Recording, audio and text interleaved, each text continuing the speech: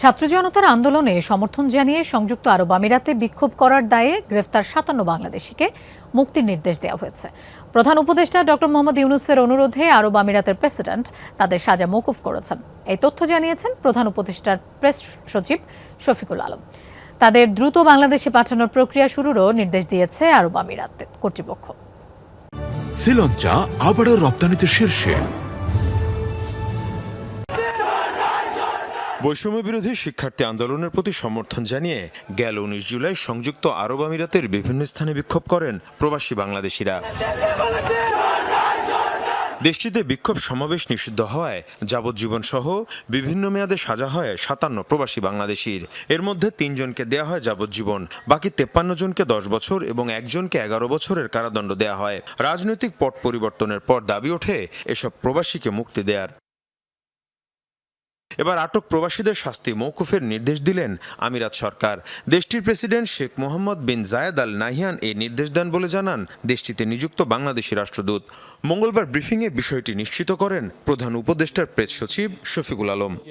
৫৭ জন যে বাংলাদেশি ওইখানে বৈষম্য বিরোধী ছাত্র আন্দোলনের সাথে সংহতি প্রকাশ করে যে প্রোটেস্ট করেছিল, যাদেরকে পরবর্তীতে ইউএই ফেডারেল কোর্ট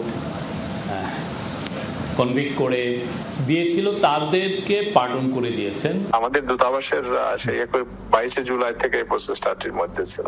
আল্লাহর কাছে শুকর করা দরকার যে এবং এদেশের সরকারকে আপনারা যদি বলেনও ধন্যবাদ জ্ঞাপন করে বলেন যে এদেশের রাষ্ট্রপ্রধান এটা নর্মালি সাধারণভাবে এই ধরনের ঘটনা ঘটে না। এটি আমাদের প্রধান যিনি উপদেষ্টা আছেন, মাননীয় প্রধান উপদেষ্টার এদের সাথে যোগাযোগের মাধ্যমেই এগুলো হয়েছে। ঠিক আছে। প্রেস সচিব বলেন, প্রধান উপদেষ্টা ডক্টর মোহাম্মদ ইউনূসের হস্তক্ষেপে আরব আমিরাতের প্রেসিডেন্ট ৫৭ বাংলাদেশির সাজা মওকুফ করেছেন। মাননীয় প্রধান উপদেষ্টা ইউএইর আমিরকে, ইউএইর প্রেসিডেন্টকে